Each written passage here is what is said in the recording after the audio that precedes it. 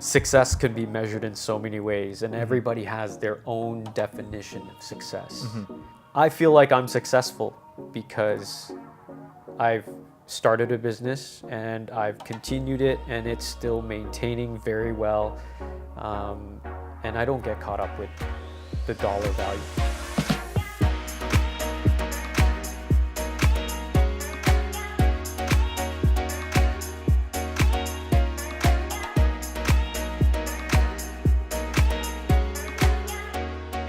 Hey everyone, welcome to another episode of the Steele Entrepreneur Show. This is episode 39, and with me I have Michael Tang. And Michael Tang owns Threads Fashion Alterations on Cambie. It's a it's a fashion alterations tailor shop here in Vancouver. He's a father, a husband, and an entrepreneur.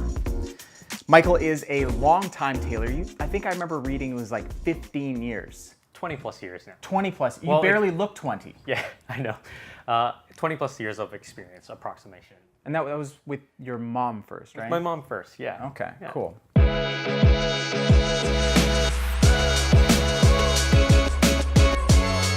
So welcome to the show.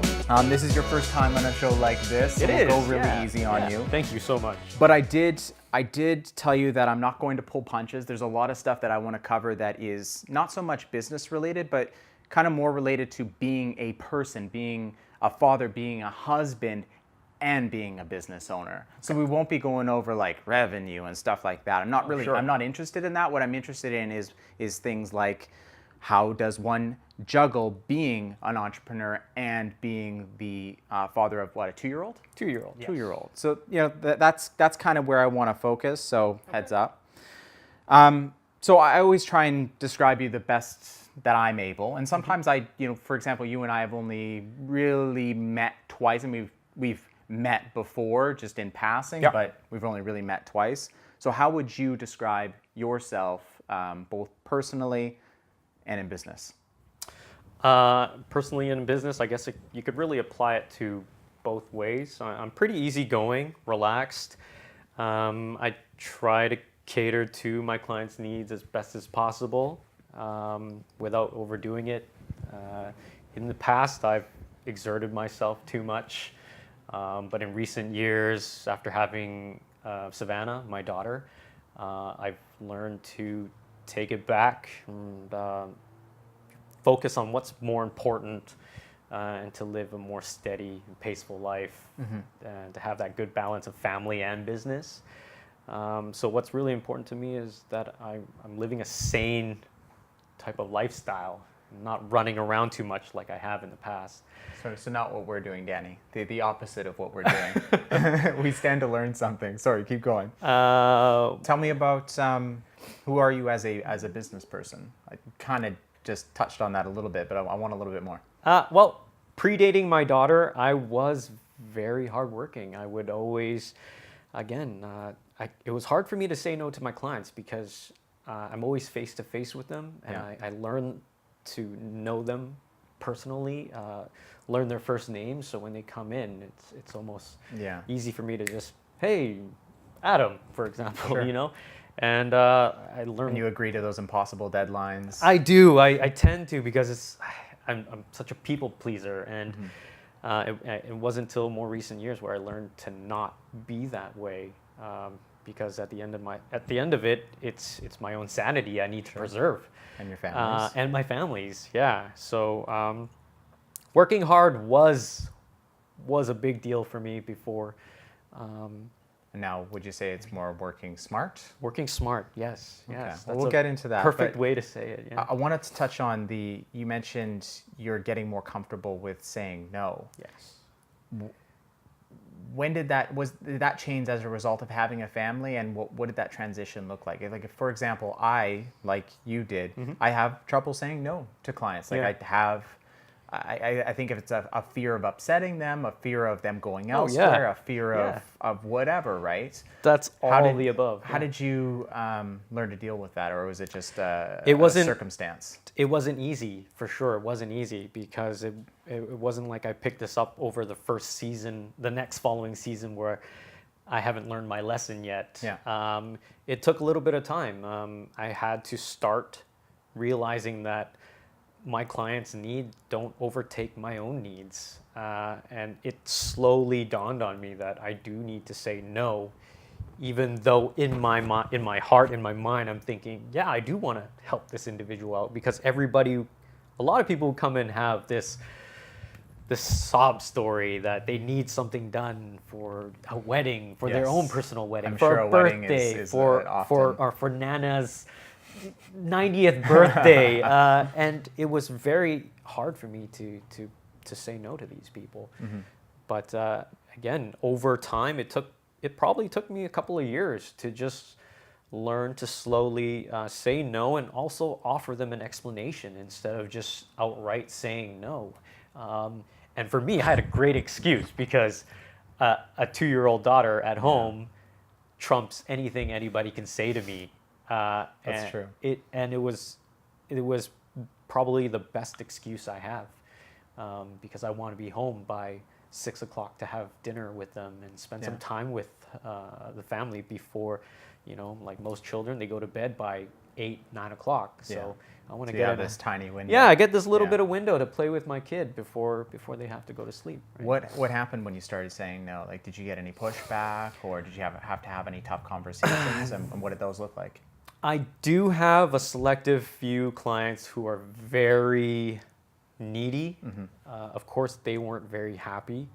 And I would say I probably don't see them anymore, because they are the type of person who would come in on a Thursday and expect things done by a Saturday, which maybe a day turnover, 2-day turnover, and that wasn't something I was willing to take on anymore or any further. So I would say that I have lost out on some business, which is not a bad thing, because now I've found a good balance of work where I'm not stressed out and feeling I don't have enough time during the day.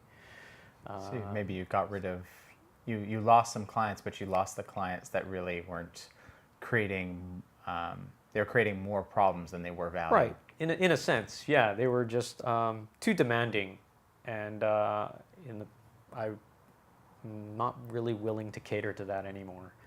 That's fair. Occasionally, you know what, I will help out somebody who really appeals to me.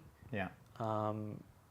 For example, last year or sometime, a client of mine, clearly was going through some sort of terminal illness. You can see some of just the unhealthy look and the hair loss.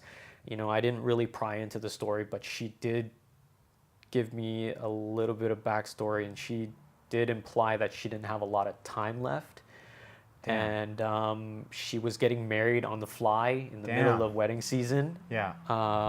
So I definitely put my foot forward for her, because I see no other way than to help out as much as I can. Even though I didn't know this person very well, I felt like I had to. It was something I needed to for her, for her own, I don't know. Yeah, no, I think eventually you kind of start to build a bit of a radar for the folks that really aren't going to appreciate you and anymore for you bending over backwards for them. And here was a case where you knew that was very much the opposite. You could make a big difference in a family or in somebody's life. So that makes some sense to me. Yeah.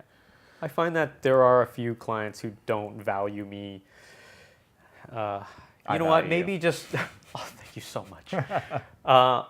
But just see me as a person instead of the guy behind the sewing machine. Instead just of Taylor supposed Mike. to, just supposed to do the stuff I ask and be on their merry way. To see me as an individual who does have a life, who does have a family, who does have feelings, right? Sure. But hopefully I don't see too many of these people. That makes sense. Well, that's something the reason I asked is because it's something that I struggle with to this day. There's a couple clients that I have that, I probably could do without. Yeah. But it's just sometimes it's hard for me to say no to people, especially people who have been with me for a long time. But depends what industry you're in too, and It's true. See, I don't have to face people, face to face. See, that I think that would be a lot more challenging to say no versus when I say no, I say no over the phone. Yeah. Right? Yeah. Or I say no over an email or something like that. That disconnect answers. It's different. Yeah. I remember when we I came into your shop. Yeah. Brought in a bunch of clothes, and as I was mentioning earlier on, you went into this long story about like you told me about your business. You told me about some of your numbers. You told me about your take home. You told me about your margin on a pair of pants. You told me everything short of giving me your tax return and your logins to QuickBooks. Yeah. Pretty much. Yeah. And the way that I read that, and I could have read that wrong, but the way that I read that is, here's a guy who's not he's not afraid to be transparent. Yes. Or to not that you were asking, you weren't necessarily asking a question or asking for help or anything like that, but here's a guy that very likely if things could be different or things could be better, or he was looking for some advice, he would have no problem asking for that advice, admitting that, this isn't going the way I want it. Yeah. You know a thing or two about this. Could you help me? Whereas so many entrepreneurs have this Atlas complex or this pride that does not enable them to do that. Yeah. Why do you think you're different? I like to be as helpful to anybody possible, whether it be at work or even on the streets. Mm-hmm.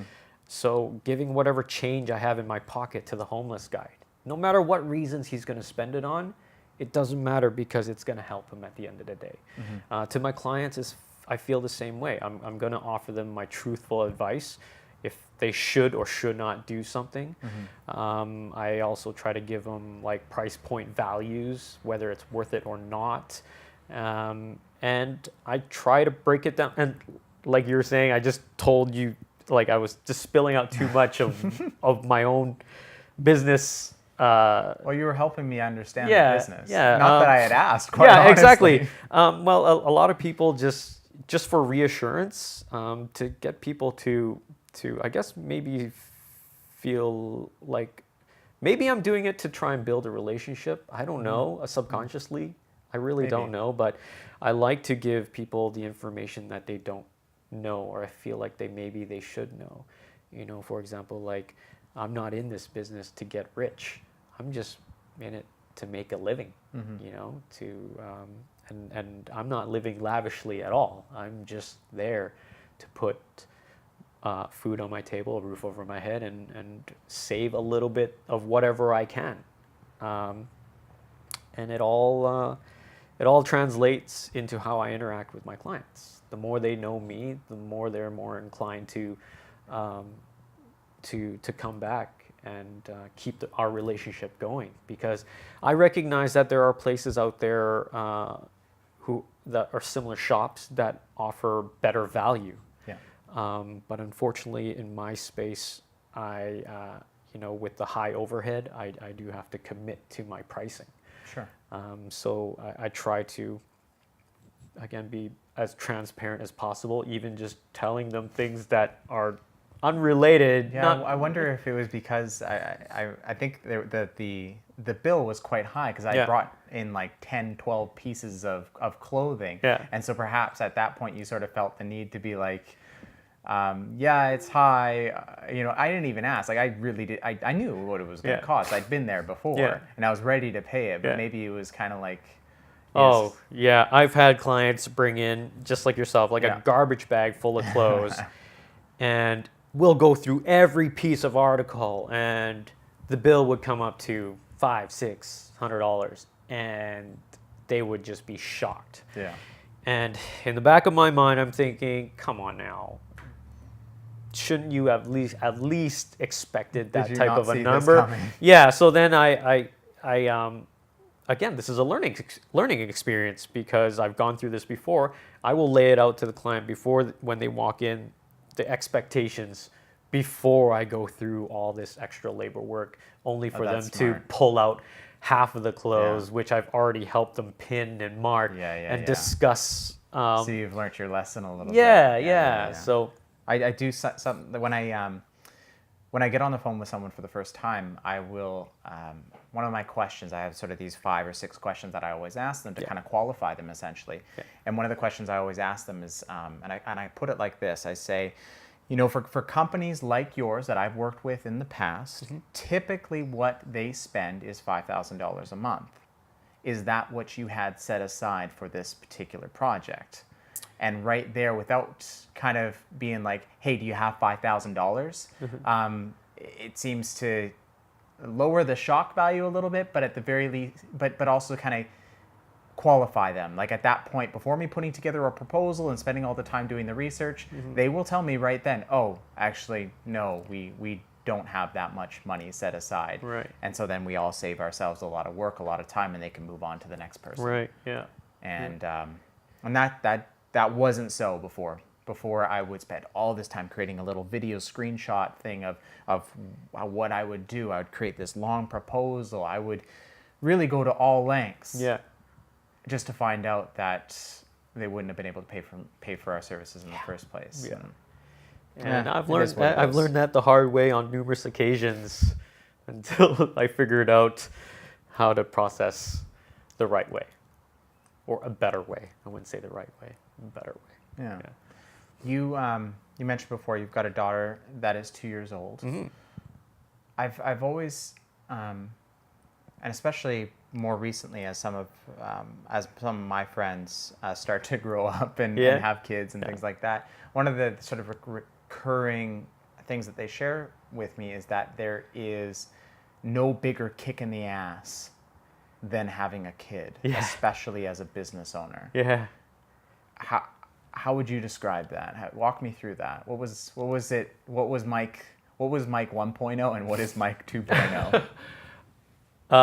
Mike 2.0 is definitely infinitely, in my perspective, infinitely better. The old me had no attachments like that, right? A child is a huge commitment, but a very gratifying commitment.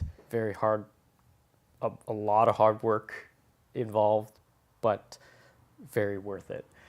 Of course, before the child, it was work hard, play hard, like most individuals. So weekends, always going out, spending actually a fair share of my earnings just to have drinks and eats with my friends and social network. With the baby, things with like a switch just turned over. People have said this to me before, prior to me having Savannah, and I didn't understand it at all. Where'd because you get that name, Savannah? My wife got it from a TV show. Yes, I knew it. Savvy. That's right. The first season of, I'm embarrassed to admit Mistresses. Something probably your wife got you into, or your fiance. Whatever. We actually had a different name for her. I like that name, actually. Yeah, we had a different name for her, but then everybody around us started naming their daughters in a different variation of that name. So Kira, Kiana, Layla, a lot of that very relatively same sounding names. So we opted out of that. And, I think Savannah's cool. It's kind of a little new school with a little bit of old school as well. We fell in love with that name when we heard it on the show. My wife heard it on the show anyways, and it stuck with us, and that's her today. What's the biggest change that that sort of you've encountered, that you've gone through since having your baby girl? The biggest change? Yeah. And how did you navigate that? You said it was kind of just like a switch. There was really no navigating it. It was something you had to accept, and had to accept in a really short period of time. What did you accept? The freedom is gone. Not completely gone, but you had to, over time, learn that you needed to take those freedoms back. But for the first year of Savannah's life, I gave up my freedom completely. It was non-existent. My life evolved around her. Was that tough, or was that just that's what you wanted to do anyways? It was something both my wife and I wanted to do, but we learned that it was unhealthy for us to do that. And it showed in, I think, what a lot of relationships go through is the bickering amongst the wife and husband. Things got a little bit intense because we were just focused in our little bubble. And we learned that if you continually do that, something's gonna burst. And with us, we started to become a little bit short-tempered with each other. Just was annoyed of one another, was just too quick to judge. And So what did you do? we told ourselves we needed to go out. And that's what we You did. needed some balance. Yes, I had to go, even if it wasn't to go out to the bars or to restaurants or whatever. It was to go hang out with my boys Sure. at one of our places and just have some beers and channel what was going on inside to them, because that, in a sense, your boys are your therapist, right? And as soon as we did that, things got better. Was that a conscious decision? Was that something you We guys talked about it. Okay. We always knew that we couldn't give up our freedom completely, but it happened anyways. Yeah. And it wasn't until we started to, bicker too much that we kind of had to sit down and talk through it, which is what we did. What about the business? What about the business side of things? The business side was a little tough because I wasn't around a lot. Yeah. I gave that up in order to help my wife and my baby. A lot of mothers will tell you that being a stay-at-home mom is not easy, and because I had the liberty to stay at home and help out in any way possible, feeding the baby at night, changing all the diapers, doing the That's graveyard totally gonna happen shift. to me. I'm so fucked. Yeah. Because the woman goes through a lot to bear child. Sure. And when you experience that, I personally felt like I needed to give everything I had so that my wife can recuperate, to get back to feeling 100% again. Because they go through a lot. It was I a feel crazy like experience. Not all men that I've talked to about this sort of thing really understand that. Why are you sort of well, I mean, at least among those whom I've talked to about it, you just seem like you are so much more grateful for the women in your, or to or for the women in your life. Where does that come from?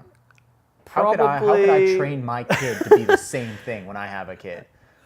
Probably because the strongest people in my life have been women. Number one, my mom. She's been a huge factor in my life. She was the one that taught me right from wrong, keeping a positive mind. My dad was kind of just like that. The guy who taught me how to do things but didn't really express feelings. So I think growing up, He was a father, He not was a a daddy. father, but not. You ever heard that they explained father and daddies?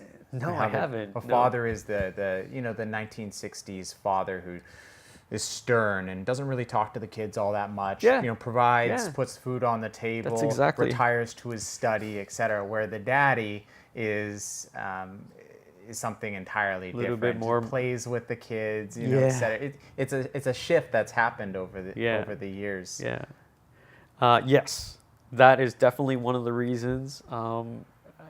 And that only me evolving as a person just allowed me to show as much compassion towards everybody without, again, passing judgment on them too. Again, like giving money to the homeless guy. A lot of people I talk to will be like, no way, I would not give money to a homeless person. just That gonna guy go and should get a drink that. job. Yeah. But I know a couple of people like that. yeah, but in my mind, it's how can you just say that to that homeless person to just go get a job? You think it's that easy? Yeah. So it's I guess What empathy. do you know? You know what what I do mean? you Like, know? You could have you walked a mile in their shoes exactly, kind of thing. and you don't even know why that person's there.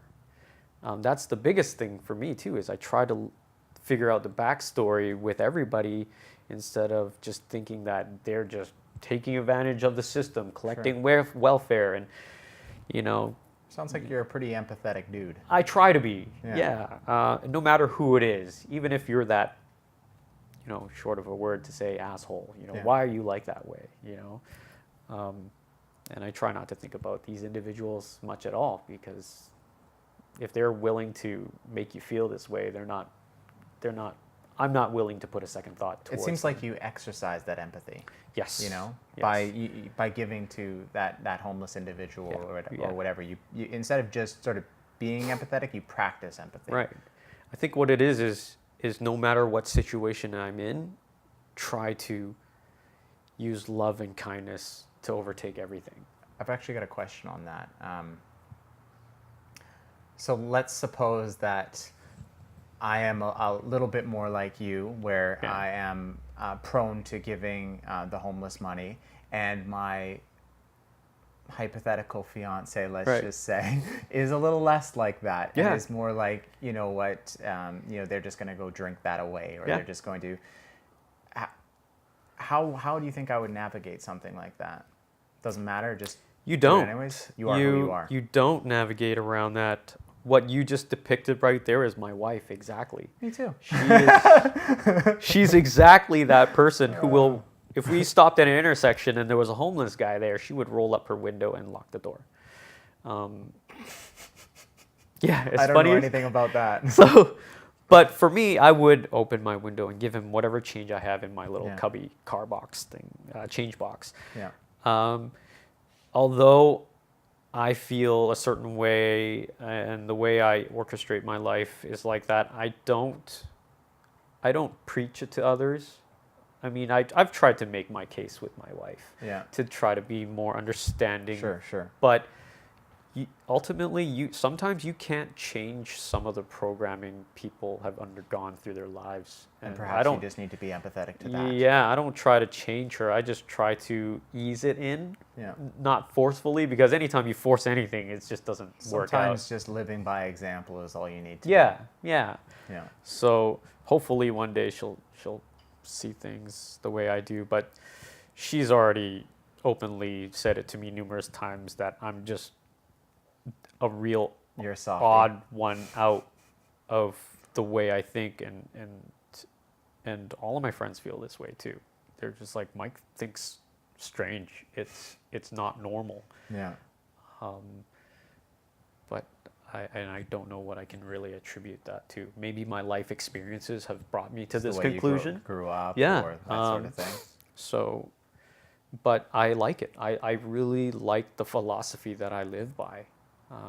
Speaking of which, we talked earlier about kind of your minimalist lifestyle. Like you don't have a laptop. Basically, you have a desktop computer, which you basically don't use. Yeah. Your phone's like 10 years old. Yeah. I can't possibly understand that. Yeah. I'd like to, but and I actually I got to talking to, it was either Tony or David, and they mentioned that you had recently done a purge at home of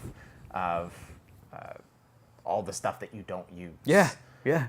So as to kind of further this minimalist lifestyle. Walk me through that. Help me understand the reasoning behind that, as well as the reward behind that. Because, I mean, it's not so bad down here, but as you get upstairs and you start to see some of my junk, I could certainly use a little touch of minimalism, I think.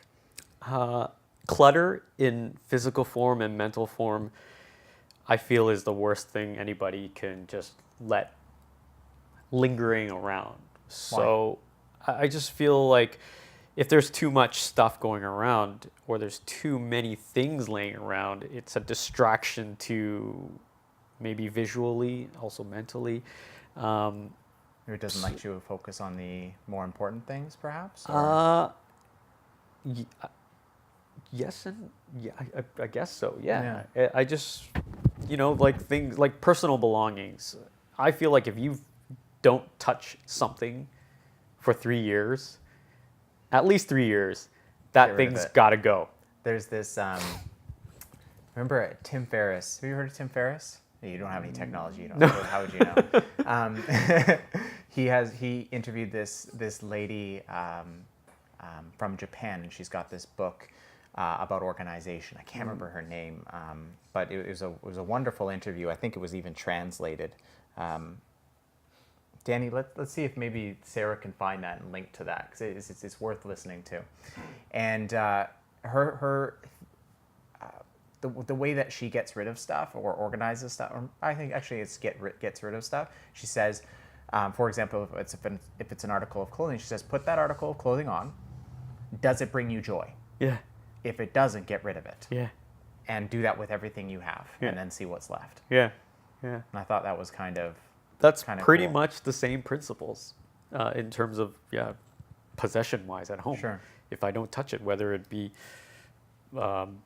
I don't know, a piece of clothes or something underneath the sink, which a lot of people tend to just leave Sure. there without Tools, even going through it. gadgets, Tools, whatever. gadgets, old shoes, just things you tend to hoard around in your storage room, Shoes are in the the worst. closet, things that are usually hidden from face value.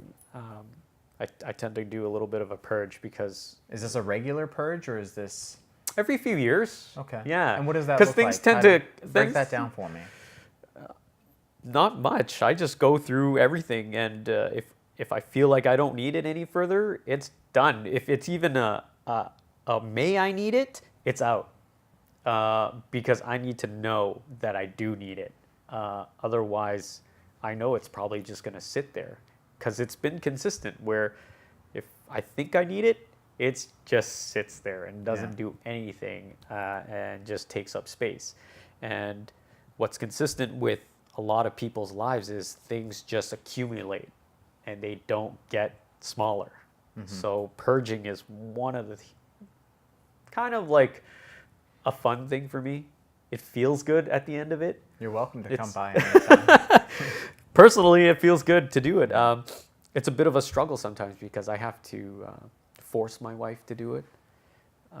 She's a bit of a hoarder. It's harder for her to let go of things because she thinks she's going to need it. But Yeah. I've learned that thinking you need it doesn't mean you really need it. It's I think there's also a sort of a battle of, well, I remember spending money on that. Like that was worth something Yeah. to me. And it's Yeah. like, well, I can't get rid of it. I spent money. I spent good hard-earned money on Yeah, that. yeah. So there's also sort of a battle of that. attachment and value. Yeah. Yeah. I think it's become easier for me because I just don't want to be attached to these things that I don't feel are important, which kind of brings it to like technology. I don't feel it's important to engage in such, I don't know, for me, time-consuming activities when I could be putting that forth to my family and doing stuff, going on a walk, going bike riding, having a picnic, going to play at the park, whatever it is. Will your daughter grow up with technology? Probably. Yeah. Yeah, I have absolutely no control over that. I'm going to practice and preach, not preach really, I don't preach, but I will practice my life with her in hopes that she takes on some of these attributes. Yeah. Well, But usually ultimately, if you lead by example, then the chips will fall where they may. yeah, kind of thing, you know. you can only hope for that. Yeah. Yeah, things don't always go your way, and she's She'll gonna do grow what in she an does. age where I won't understand any of it at all. Does that concern you? Does that worry you at all? No, not at all. I'm living in my bubble, my bubble of life with Yeah. my best friends and my family. There's really no reason for me to show concern any further outside of it. I mean, if you want to get into politics, we can That's do dangerous that. territory, But I think. politics is nor here or there. You kind of just let it be for me. So I've got one more question for you, and I kind of debated over this one for what I realized was no good reason. But there was a time where I was not the chief earner in my relationship, in a previous relationship. I remember times where we would go out to get groceries for like a Valentine's dinner, and I literally could not pay for it. Right. Mind you, I wasn't very organized. I didn't know how much I had in my bank account. It was a fucking mess. Yeah. But I remember that being kind of, I was starting my business, right? And I was fortunate to have, a supportive girlfriend at that time.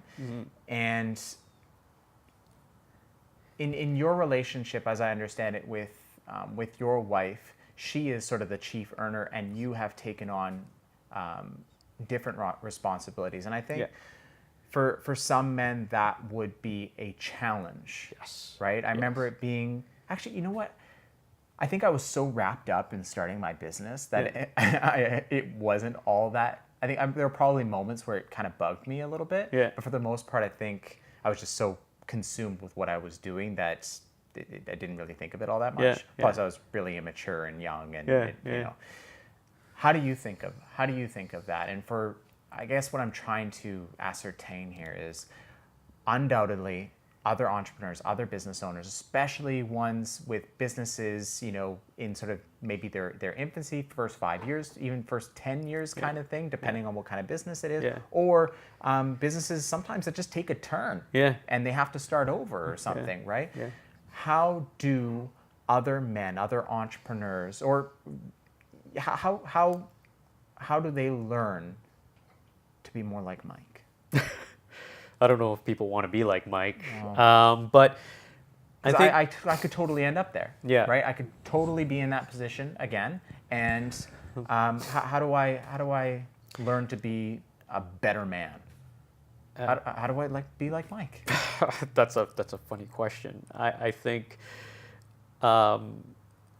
success can be measured in so many ways, and everybody has their own definition of success. I measure my success is that my business is doing well, although it's not one of those top tier earning salaries type of job. It's doing what it's supposed to do. I'm not caught up on the dollar value of my income. And maybe that has to do with my wife being the one who makes more money than I do. But there was a time where that wasn't even a factor because we weren't always together, right? And when we weren't married yet, that shouldn't have been something that was considered. I feel like I'm successful because I've started a business and I've continued it, and it's still maintaining very well. And I don't get caught up with the dollar value of how much I make. You bring in a solid salary. Yes. It's that discrepancy. And the way I read it, and perhaps this will kind of sort of be helpful in this conversation, is the way I read it is a marriage is a partnership. Right, yeah. At the end of the day. Yeah. And each person has their strengths and has their whatever it is that they bring to the table, right? So you put all that on the table. And then you decide I remember building a spreadsheet and being like, okay, these are all the household chores. Right. These are the ones you're going to do. These are the ones I'm going to do. Yeah. Right. And then that was it. That expectations were clear. We knew what we were good at. And, I know another dude who, for him, his wife is an amazing cook. She does the cooking. Right. Right. And he knows that he just does not enjoy cooking all that much, right? Yeah. And so he does all the cleaning. Right. And he cleans the house spotless. That's what he's good at. He's meticulous about it. He's super organized about it. He wouldn't want her to do it. Right? Yeah. So did you guys have a conversation where it was just like... Not so much a conversation as it just kind of fell into place. Yeah. So all those things that you just kind of described there, which is kind of pretty much just me. Half the cooking I like to do, but my wife also loves to cook, so she does half the cooking. But all the cleaning is done by me. Most of the childcare prep is done by me, besides the administrative parts where my wife needs to look for maybe a new nanny or new daycare or something. But, the laundry, the changing of the diapers, the feeding of the milk is all by me. And and I enjoy it. I can like tell. it. I can tell. I creeped your Facebook, and Yeah. you are like, if you guys are adopting, I put my hand, you know, Yeah, my name in the ring. It's funny is that ever since she came around, I felt like my calling was to be the best dad I could be, and not be the paper money chaser that I was prior to her. So I think that's what I attributed to becoming a father, that made me realize that, the responsibilities I actually enjoy are at home with my daughter. You can contribute differently. Yeah, and if I had it my way, I probably wouldn't want to work as much. Yeah. As in terms of a career, I enjoy, for lack of better words, being a housewife or house husband, whatever you want to call it. It's, for me, it's really fun. It looks like you. There's this one video I found of you in this costume, and what the hell was it? It was like, it wasn't a transformer. It was like a mega something. It was an What was that? alien's power loader suit. Yes. And so your daughter's sitting up front in like the driver's seat, essentially. Yeah. I watched it and I was just like in awe of you. Yeah. It's just like that as far as being a father, right there. That's Yeah. It was I amazing. spent many hours building that suit. It was the only time I can use such a costume, because at her age, she's only strapped to you for a short period of time. And even before my daughter was born, I knew I wanted to do something like that. And when the opportunity presented itself, I took hold of it and I went so deep. Yeah, you went full bore. I went full board. Like, people on Halloween night, people were giving me high fives and telling me I won the Daddy Award, man, hands down. You did. These are the things I enjoy doing, because it makes me happy. It makes, well, I guess Obviously my your child doesn't daughter really, happy. she doesn't know how to Dude, enjoy she was it yet. losing her mind. Yeah, but she loved will it. definitely reap the rewards, because whatever she wants in the future, whether it be an intricate costume or something, I can make it. I can build it. Yeah, And you're setting up a life for yourself where not only can you make it, but you'll have the time to do so. I'll have the time to do it. Yeah. Yeah. If I work too much, I wouldn't have the time for family life. And I think I have a thing or two to learn there. Yeah, And soon. But once you get there, you'll see it, you'll feel it, you'll see the changes you need to make. But I can't speak, of this for everybody. I mean, of course, there are some fathers who are just detached, and for me, it's kind of sad to see. But there's people of all colors of the rainbow, and you can't really expect everyone to be the same. But you hope that everybody There are will a be. million different ways to raise a child. Yeah.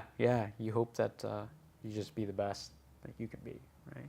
Well, I think that's a pretty darn good place to leave it. I had some other questions, but I can't think of a better place to wrap up there. So what Cool. I usually do is at the very end, I just sort of give you an opportunity to kind of plug your business.